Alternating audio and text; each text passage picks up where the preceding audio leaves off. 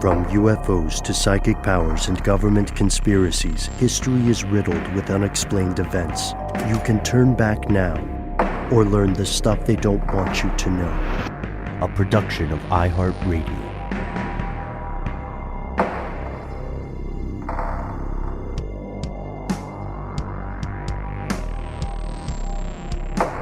Hello, welcome back to the show. My name is Matt. My name is Noel. They call me Ben. We are joined, as always, with our super producer, Paul Mission Control Decant.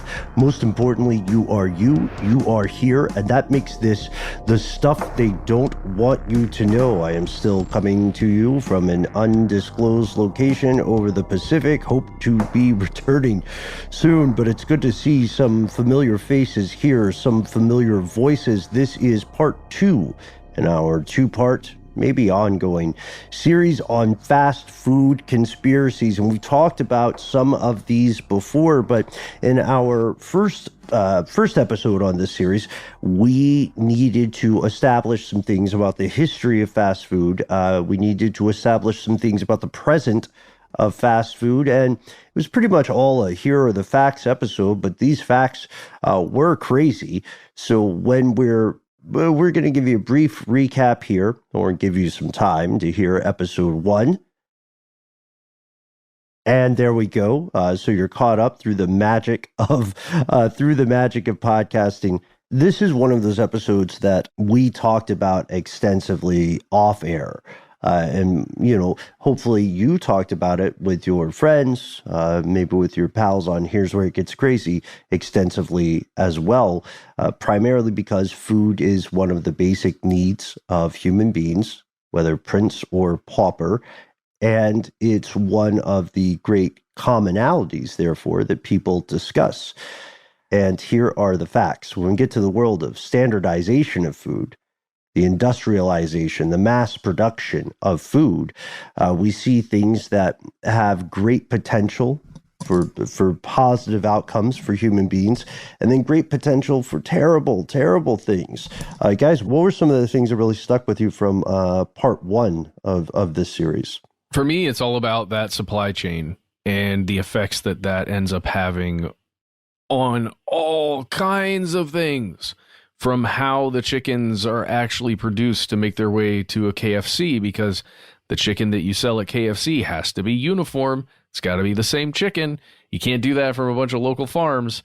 That kind of thing is really going to show up in this episode. It also makes me think of, there are exceptions to this, right? So you have places like In-N-Out Burger, for example, that really own and operate their supply chain. And they only will build restaurants within driving distance of their warehouses where they keep their meat, because they insist that it's never frozen, which is, a thing. And that's why In-N-Out Burger has kind of also got this exclusivity around it, because you can't find one everywhere. There isn't one in every airport, which I think is kind of an interesting juxtaposition with some of these much larger scaled kind of chains. Mm-hmm. Yeah. And then we didn't talk about it too much, but we alluded to the outsized cultural influence that these financial giants can have on people, whether or not you have ever set foot in a particular fast food chain. It can have an effect on you. McDonald's will be one of those that has an effect on your life in multiple countries, whether or not you've ever been to a McDonald's. And if you are, for instance, a person identifying as LGBTQ, then you will be affected by Chick-fil-A, whether or not you go there, whether or not you care, because they spend a great deal of money lobbying to discriminate against people who identify in that way. It's bigger than burgers. You know what I mean? It's a supersized set of conspiracies. There we go. And when we look at the future of fast food, we see a lot of spin. We see a lot of controversy, because at the same time, modern fast food grew into a national and then an international phenomenon. Concerns about the consequences of this system began to spread as well. One thing we didn't do in episode 1 is we didn't talk about, we mentioned very briefly post-World War II economic boom, but we didn't mention how fast food came into play there. And just to sew that up pretty quickly, part of it is the emergence of going out to eat as a normal thing. People used to always eat at home, and people do still frequently eat at home, as in like a big meal. You might go out and get a taco or some, some street corn or roti or a snack of some sort in many parts of the world. But the idea of going out to a restaurant, spending money, outside of a grocery store or a market stall for food was pretty extraordinary to a lot of people. But in the post-World War II economic boom in the US, all of a sudden you could afford a car, right? You could buy a house. You could also go out to eat, once a month, which is pretty extravagant. Agreed. Yeah. If you're one certain segment of the population. Yes. Yeah, that's a good point. Yes. And we have to be careful not to airbrush that or look through rose-colored glasses when talking about that time. So critics also in the fast food world would argue this is bad for local businesses. You know what I mean? This is taking money from its resource extraction. Right? It's taking money from a local community, which is going somewhere else. That's not always true necessarily in a franchise model, which is a franchise model is where someone becomes an owner operator of just like, what's the name of a fast food place? Made up or real? I've got a made up one if we want to use that. Is it Blubba Dubba? Yes, it's Blubba Dubba Burger. So Noel, can I get one Blubba Dubba double, please? Yes, yeah. So Noel Brown is in this scenario, he is an enterprising young man. He has saved up money. He's investing in a business, and he says, "You know what did really well during the pandemic? Blubba Dubba Burgers. So I am going to start my own Blubba Dubba franchise." And what he does is he pays the company, Yum Brands China Holdings or whatever that owns Blubba Dubba Burgers. Oh, sorry. Illumination Global Unlimited ultimately owns Blubba Dubba. And so he pays them for the right to have a Blubba Dubba burger bodega located in his place. And now he gives them a cut of the burger, a piece of the burger. For every dollar he makes, they get a specific amount, and then he takes stuff home. But that also gives him the ability and gives the company the ability to say, hey, we know that Global Illumination Unlimited has been implicated in some other things, but Blubba Dubba Burgers is not. They're just owned by them. And, guys, it's me. I'm Noel. I'm a small town guy just like you. I go to the same car wash. I go to the same cockfights. Mm-hmm. I put on my pants. Mm-hmm. You're like, they have legs. We're in the same ultimate frisbee league. Yes. Which is just a metaphor for being part of the human race, right?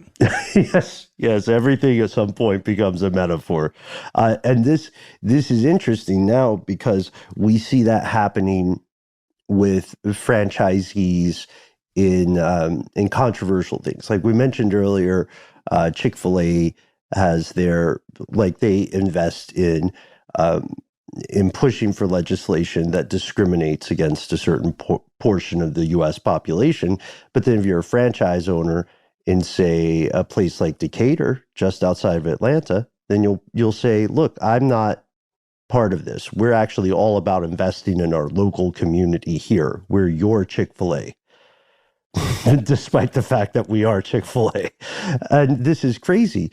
It's an example of how critics will say these things have too much power. They'll also say that these fast food companies, target the poor on multiple levels as consumers, as employees, as suppliers of produce or livestock. And they'll say they also pose serious health risks to consumers. But it goes deeper than that. And that's what we're talking about in part 2. I mean, Matt, I've been studying your facial expressions as we're talking through this, or as I'm kind of like monologuing using Noel as an example. And Noel, I think you would be an awesome franchise owner of Blubba thank Dubba you, Ben. Burgers. I try to be really personable. I try to really be out there amongst the people, not letting this whole fast food impresario deal go to my head. By the way, I appreciate the study, but really what I was thinking about the whole time was barbecue sauce. And I really just thought there's a way to work that in. And I was trying to find a place to work it in. But then I was like, you know what? I'll let it be. No, we need it. Barbecue sauce, right? Because what was that? Mushu sauce did a lot for Rick and Morty and for I believe McDonald's. That wasn't Mushu. It was Szechuan? No. Szechuan. Yes, Szechuan, it was. that's Szechuan. it. Mhm. That's it. So we need barbecue sauce. We need Blubba Dubba Burgers. We need to fill this entire episode with references to. We're going to talk about some very disturbing things today, folks, and equally disturbing, perhaps, will be the Blubba Dubba menu that we're building out here. Blubba Dubba combos. Anyway, what we're saying is it goes much deeper than the surface concerns. Today, we're asking, what's the dark side of fast food? Here's where it gets crazy. Very quickly, 12 minutes in, and we're crazy. Well, we held off the whole first episode without getting. I think the whole episode was crazy, but we didn't have that turn of the screw, so we saved that for right now. Yeah, well, and that turn really is how much is a fast food chain bringing to your local community in the form of jobs, in the form, of tax dollars paid to your local community, and how much is it taking away? It's what we've been talking about, this whole conversation at the top here, but really how much is it taking away from your local economy, and where does it go? And that's really one of the major issues with a large national or international fast food chain. Yeah, let's start there. Let's start with the true stuff. We'll do the true stuff. We'll do the fun stuff. We'll do the shit that you should be scared of, and we'll do them in that order. So the true stuff, exactly to your point, Matt. Spoiler alert, fellow conspiracy realists, it is everything we just mentioned. Fast food, like any other big supply chain giant like a Walmart, can have a damaging effect on local businesses. And this did accelerate during the pandemic. The way we mentioned during part 1 of this series, numerous local restaurants didn't have those corporate level deep pockets. They weren't able to weather this economic plague.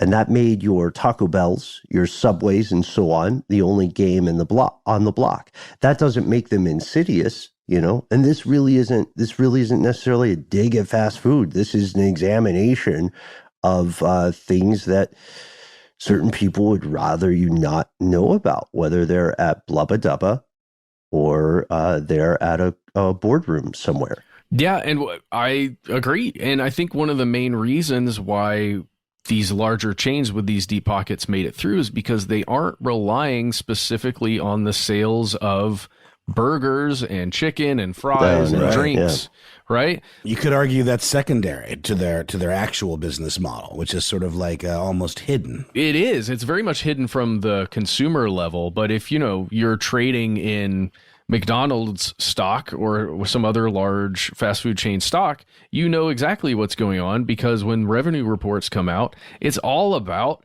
the buildings that they own, the land that they own. Yeah. And making money as a giant corporation that way. So if an economic downturn occurs, they're not going to have to, sell a bunch of locations, because that's where their money is. Their money is in the location. But for a mom and pop store, they've got that one brick and mortar, right? And if you're not making enough money from the product, the hamburgers out of your small fast food chain, even if it's fast food or a diner or something, if you're not making enough money week to week, month over month, then you're not going to be able to support your business and simply pay rent. Yeah, let's jump straight to that. So you're McDonald's. You're the big clown, or the Golden Arches. I guess big clown is not what you would refer to yourself as, would you?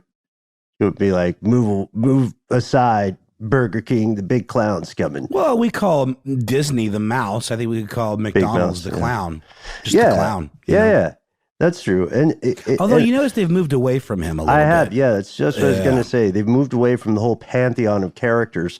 But one thing that people should know about McDonald's is that, just like Matt's example, they have real estate assets. It's a huge part of the business. Right now, McDonald's has more than $30 billion in real estate assets.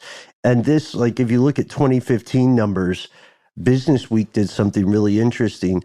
They looked at sales per location of a McDonald's, and they said, all right, that's $2.7 million per store per year, 1.7 million in gross profits. So that's where you take out food, paper costs, but then you add other expenses, rent, payroll, advertising, et cetera, et cetera. And so the take home for the take home amount of money for a single franchisee was around $154,000 a year, but that's wrapped up in these real estate deals. It's sort of like how a lot of people don't know that Target made a ton of money back in the day selling their security systems to other businesses. I don't know if you've ever looked at the ceiling of a Target if you're in there, but there are cameras everywhere. They're not playing. They really want to keep those. I don't know, what do they sell at Targets? Widgets and Targets. They used to only sell Targets. A lot of Legos in there. There are a lot of Legos. They're very expensive Legos, man. Yeah, I'm always faking like I think you mentioned this on the show recently. I'm always faking like I'm quote unquote on the phone asking about what I should get some hypothetical kid that doesn't exist. I always make up a name that I think is interesting too. You know, I'm always like, what does Jeremiah want? Like, does Archer like Star Wars Lego? Sometimes I want to turn to the other adult in the aisle and be like, we both know I'm Archer. You know, we both know I'm the Jeremiah here. Anyway, so what we're saying is that a lot of these companies are making money in ways that they don't necessarily want to be publicized to the average person. You know what I mean? They don't want you to drive by the billboard and instead of seeing a sign for, you know, the newest combo or the McRib is back or something like that, they don't want you to see a sign that says, we make billions off real estate. Also, we serve fries. So I propose we pause for a word from our sponsor, and then we return to look at some more of these true and distressing things, and maybe even talk about the real estate a little bit more.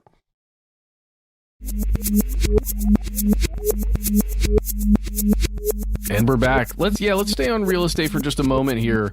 I think it's just something that I never understood. A lot of people didn't understand until it was, for me, I was made aware of it when I watched that documentary about Ray Kroc. I think it's called The Founder. That's right. And we've mentioned it before on the show, but just as a way of illustrating that when you've got that large umbrella corporation and you've got all these franchisees that want to make some money, and you can become, like Ben said, I think it was 150,000 roughly yearly or something like that you'd expect to make as a franchisee take home. But, you know, people want to have access to that. That's a great way to, you know, it's a lot of money in a way to build something for your family, for yourself, whoever you're fighting for there. But when you imagine that big umbrella corporation has a tendril of rent attached to each one of these franchisees that they're building out, and then you realize that McDonald's Corporation is actually deciding what land is going to be purchased using their algorithms to figure out the distance between the closest McDonald's, and then you realize that they're the ones that actually buy that land and control it. You're just running shop there and selling some burgers and making some money, and they still get a nice vig on top of whatever you make on your burgers. The situation for the person that actually runs, they say owns and operates a McDonald's. I was about to say, total misnomer, right? But like, they own the concept of McDonald's in that space. But they don't own it, they're leasing it. I know, but it's like, it's very strange to think about. I've got a great quote for you guys. Okay. So this is from former McDonald's CFO, Chief Financial Officer, Harry J. Sonburn. He told investors this, quote, "We are not basically in the food business. We're in the real estate business. The only reason we sell 15-cent hamburgers is because they are the greatest producer of revenue from which our tenants can pay us rent. That is the CFO saying. It's also full disclosure, we've done McDonald's ads. Personally, I think it's important to point that out. Also, I think it's important to note that it is not illegal for a fast food company to also be a real estate company.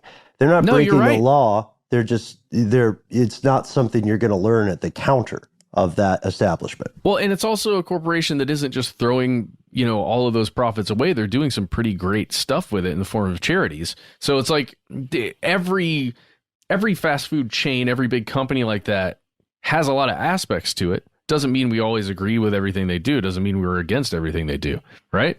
I thought you said aspics, like the jelly stuff that used to be really popular in the 50s. Yeah. So maybe that's something like, maybe that's something for our company, Blubba Dubba Burger.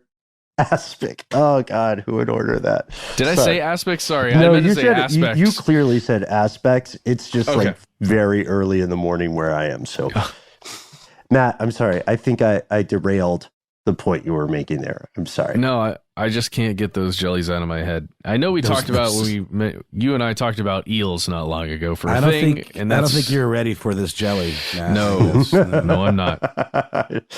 Oh, man. Yeah, I don't know if we want to be ready for that jelly. You know what I mean? This is pretty heavy, weird stuff. But what we're saying is that you might be surprised by how many of these establishments that you think simply sell an affordable meal. You might be surprised by where their fingers are in different corporate interests. And it's not because the whole reason we're talking about this was with regards to the pandemic, right? And how all these local businesses just failed. Just so many dropped like flies because they couldn't survive to make enough money to continue paying rent. And like, how else does that affect a community when it's a big multinational corporation inside your town and all of your local businesses are gone?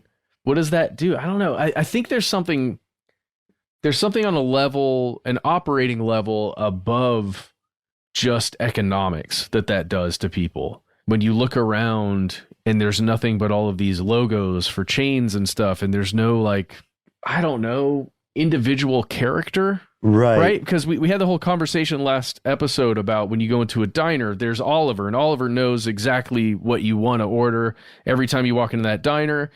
It's an individual experience.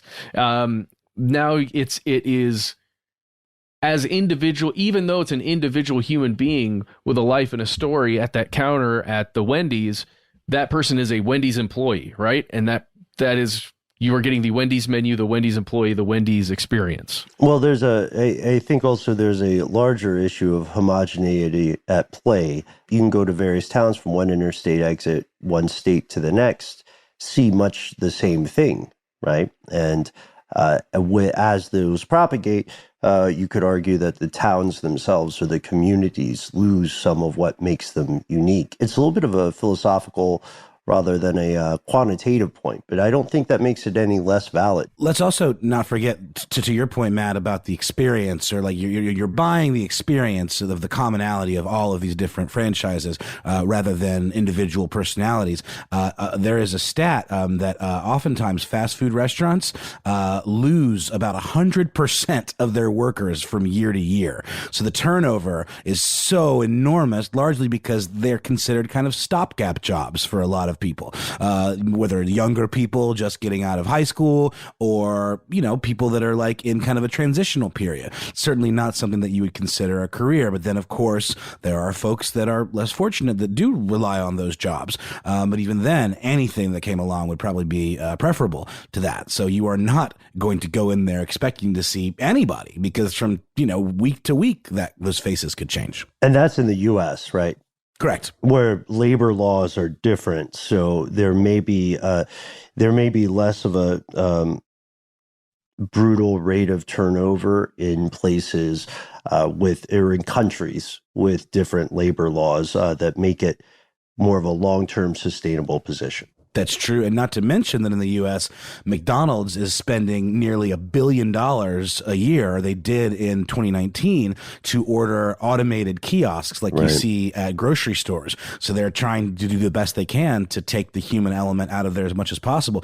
Now that we're in 2021, though, and we're obviously in a bit of a jobs crisis, they've sort of pivoted away from that because it wasn't a really good PR look. So now a lot of the branding and the signage you see from McDonald's is about how they have jobs up to $10 an hour, which is not a whole hell of a lot. And that's probably more for like manager positions. Or $15 an hour. Yeah. It turned out that it's not that people don't want to work. It's that they want to work for something that is worthwhile in terms of what they see as compensation. There's a whole other episode we could do about market influences and propaganda and so on, which is a pretty controversial, hot topic even today.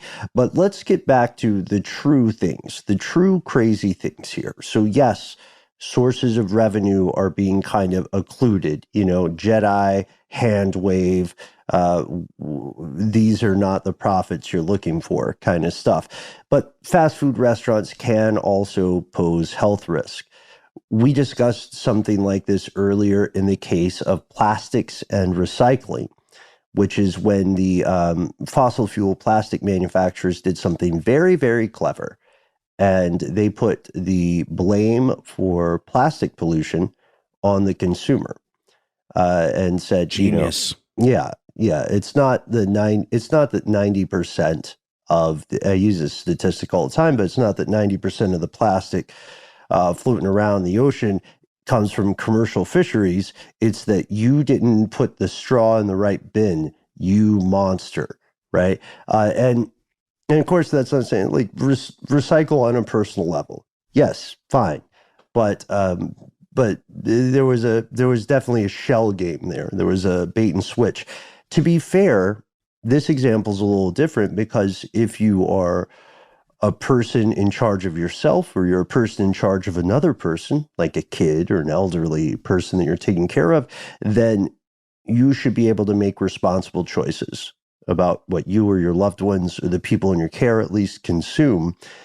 But the problem there is that fast food outlets, especially in the U.S., can sometimes be the only accessible source of sustenance in impoverished food deserts, meaning people don't have access to a ton of healthy options. Not everybody lives near a grocery store that has a decent produce section, right? Some people, you may have like you may have a gas station that sometimes sells some healthy stuff. This leads to the idea, I would say these are interrelated, the health risk and the exploitation of the poor, which is our explanation for some of that lack of accessibility, right? Like why do some parts of the U.S. only have gas stations and fast food spots? Why? There's a pretty disturbing partial answer that I found coming from the New Republic and a book called Supersizing Urban America. There's a guy writing for New Republic called Max Holleran who makes a solid case that there is a not necessarily insidious conspiracy, but there is sort of a hidden hand that played a role in food deserts. He says that fast food did not just find its way to low-income neighborhoods, but was brought there by, wait for it, the federal government on purpose, maybe with good intentions. Well, yeah, he points out that obesity seems to be, and I think this is pretty clear in a lot of ways, a partially class-based issue. He notes in his piece, quote, "The rise in obesity in the U.S. is an epidemic, and much of the root causes lie in poverty." And he ties the problem of living in disadvantaged neighborhoods to race as well. The article also gives a shout out to Supersizing Urban America, which is a book that was published by a health historian named Chin Ju, which points out that the problem actually goes all the way back to the 60s.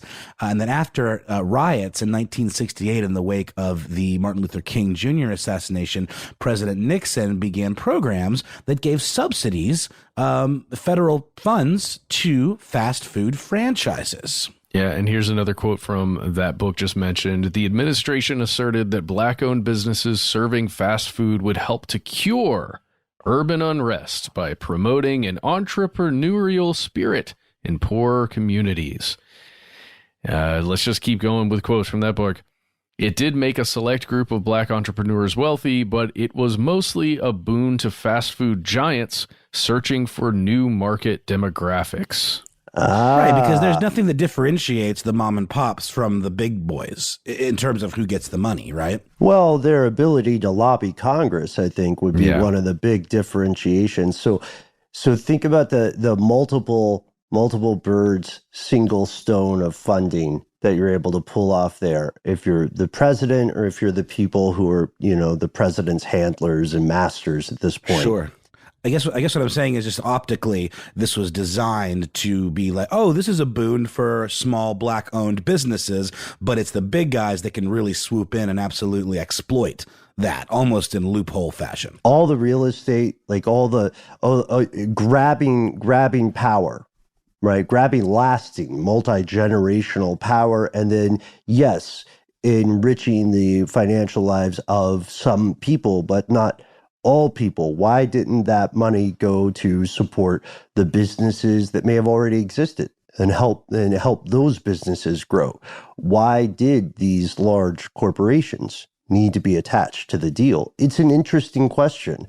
And there's, I think the more cynical amongst us would say that it goes down to lobbying and backdoor politics. But I don't know. What do you think? What do you guys think? Well, 100%. I mean, we discussed all of this in our lobbying episode that you can listen to as well, that I think is a really good primer for these kinds of conversations where, the mom and pops don't have access to that kind of power to petition lawmakers directly in that way. And while they certainly may, again, back to like just my neighborhood where I live, there's one or two black-owned businesses around here that are wonderful and that are really good, and they do have lots of options and serve healthier food, but it's absolutely dwarfed by the number of fast food chain restaurants that you see. It's true. Same here.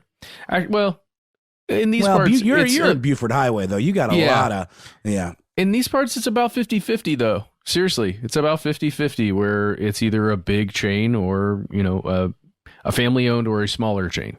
And that's pretty awesome to have. Like the family-owned restaurants are where I trend toward it, but we also have to remember that it's the ability to choose what you would like to eat on a given day is a tremendous privilege, and it's one that many people do not possess. But that's another thing that doesn't get mentioned too often. You can clearly trace back how some of these food deserts began, and it becomes a matter of that public policy. So the next time you hear or see somebody cracking on someone for obesity or their diet, you have to ask how much of that is, like, sure, partially there's personal responsibility, but there's so many factors involved in that, metabolism and so on. You have to acknowledge that part of that is due to public policy that dates back decades and decades and decades. Did people know the long-term consequences of this? Maybe, probably not. They probably didn't really think about it, to be honest with you. They probably thought, hey, we're helping people, we're looking good, and we're helping ourselves. 3 great things that taste great together. We're going to pause for a word from our sponsor and take a break to dive into some of the fun stuff, some of the urban legends. Start your campfire.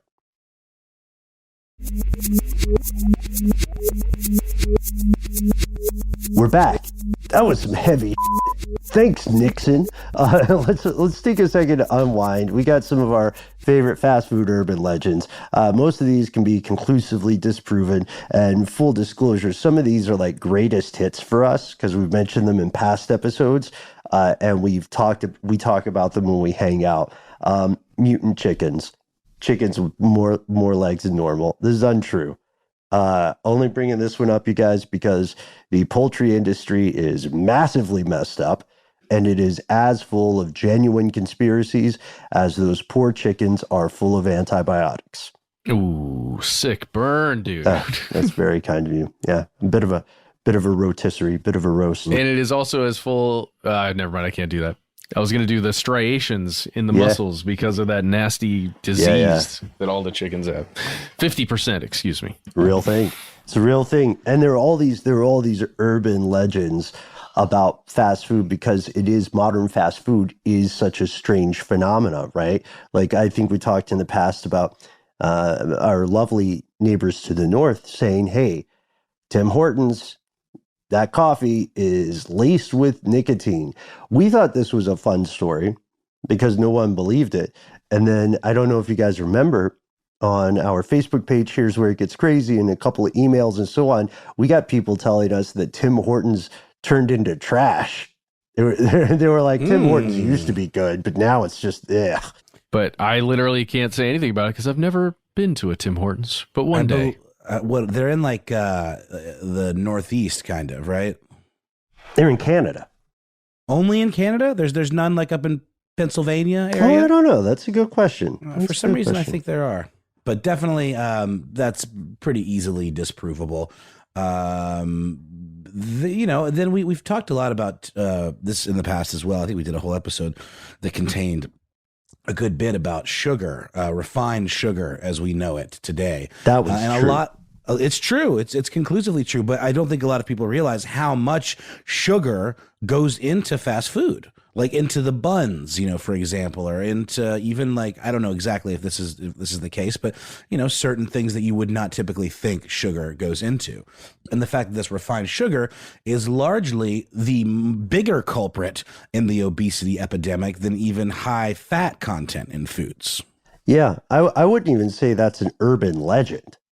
That's just messed up and true. That's not near as fun as saying like, there are really eyeballs in the burgers. That is also not true.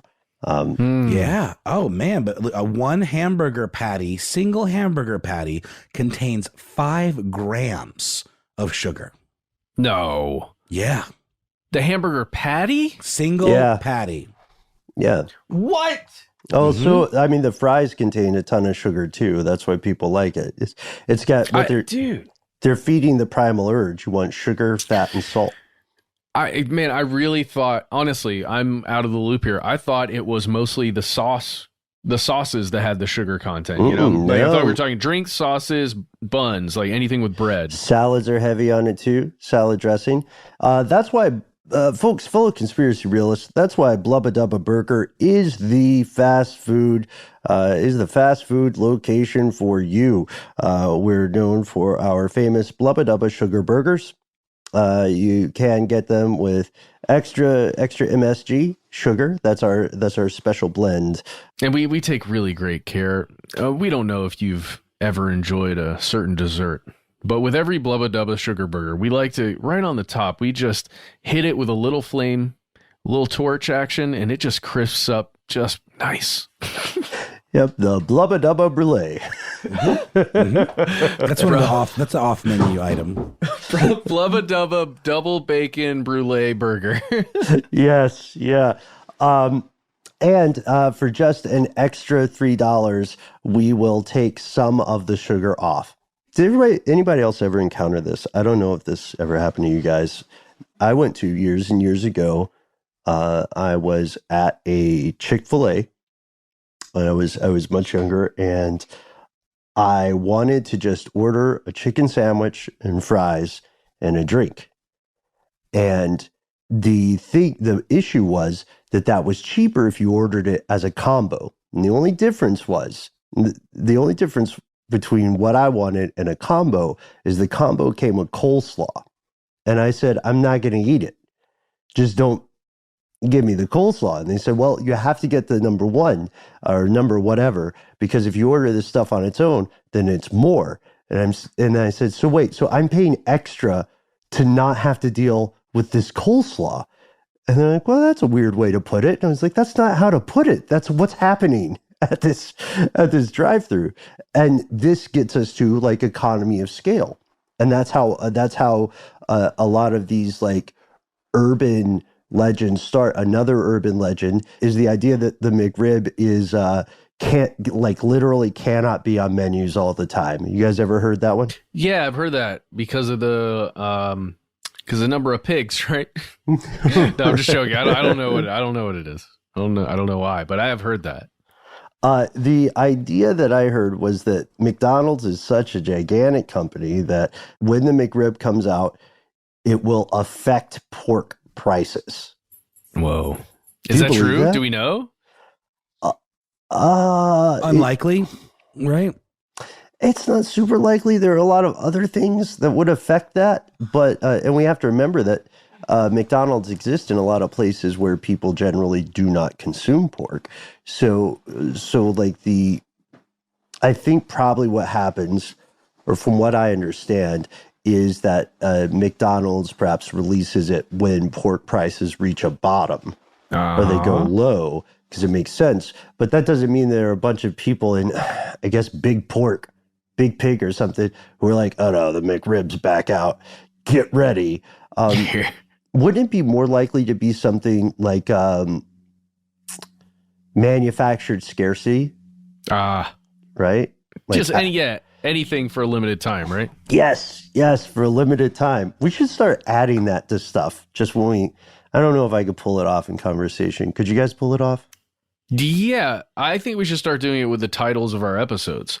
Only available from 7:45 today until whatever. I was thinking of, maybe when we're hanging out with our friends and stuff of work, and someone's like, "Hey man, I'm going to go out and grab something to eat later. Where are you at?" If you respond in the text with like, well, I'm at the local chicken wing spot for a limited time. So act now. I think that could work. I think you can pull it off. You'd have to be smoother than me, but someone could. Ben, you're as smooth as liquefied chicken paste, my friend. Thank you. I appreciate the image. I hope everyone associates that with...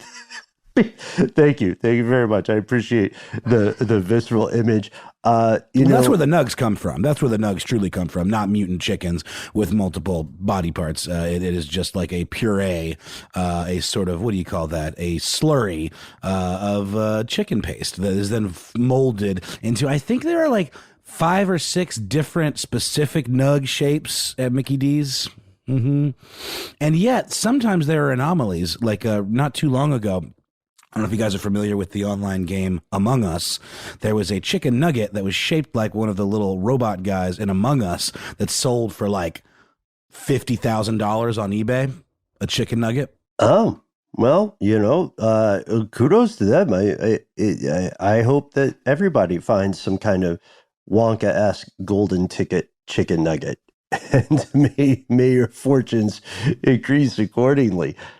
So the last thing we mentioned is, quite candidly, that should scare you. And one of the things that we believe should frighten you as you listen to this episode today, regardless of where you live or where you plan to live in the future, is that fast food is only one aspect of a massive ongoing trend toward the standardization of life as you know it. Fast food companies often seem to be competing brands, as we mentioned in part 1. But they're often owned by the same big corporation at the top. It's that corporation, not your friend's local Blubba Dubba Burgers or whatever, that controls the supply chain, that squeezes farmers, that exploits often the poor, that puts a greasy thumb on the scale of a given market.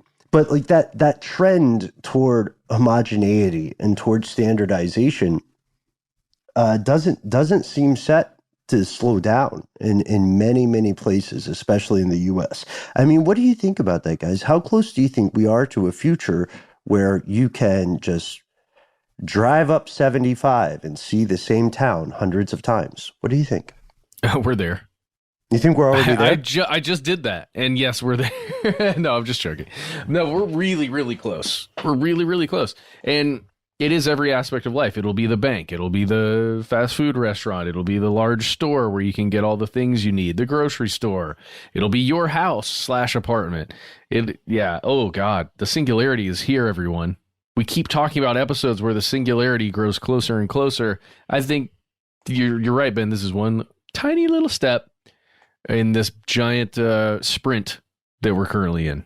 And as Checkers said, you gotta eat. This is a human nature thing. It's not going away. And the people who work in the fast food industry are people, just like you probably are listening to this, unless you are a machine consciousness. They're the people who need a job, want a job, right? And the people going to fast food places, they just want to eat. And they want to do it, like we said in episode 1, in a way that saves time. Right. And full disclosure, the three of us eat at fast food places. We just know that there's a lot of stuff those companies would rather you not be aware of. My son wants us to go to McDonald's tonight for dinner, by the way. Do they still do Happy Meals? Oh, yeah. Yeah, dude. Are the toys solid? The thing. Well, they're trafficking in nostalgia.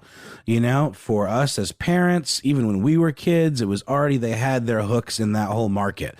The playgrounds, we don't even have to everybody knows all this, but it's very interesting. I have very distinct memories of movies and the fast food toys that were associated with them in my mind. Like, I remember Land Before Time, rubber hand puppets that I believe were McDonald's. And also, like, all the big Disney tie-ins they used to do, like the Little Mermaid. Like, there was like, what's the little Flounder? He was a little squirty toy. I remember this stuff very distinctly. My favorites were the Transformers that would be food items, but then turn into robots. Yeah, exactly. Those were the business. Those were great. Very clever. Yeah. And so at this point, we want to hear from you. What's your take on fast food? From, however you encounter it, as someone who works in the industry, as someone who goes to fast food places, as someone who hates or loves them.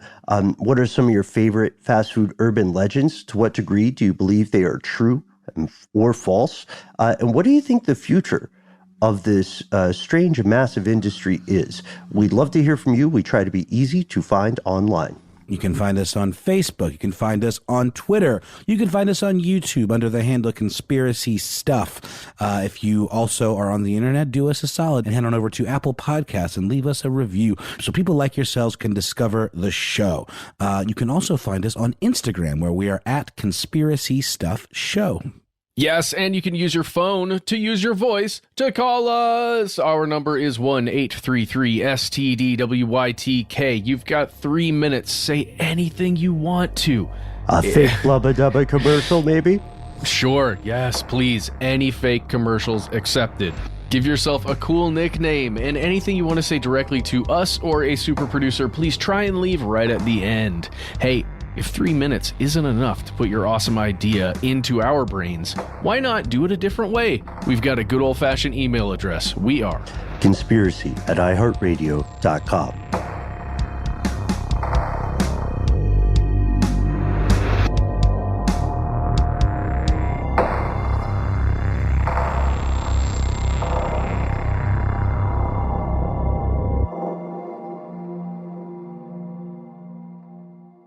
Stuff They Don't Want You to Know is a production of iHeartRadio. For more podcasts from iHeartRadio, visit the iHeartRadio app, Apple Podcasts, or wherever you listen to your favorite shows.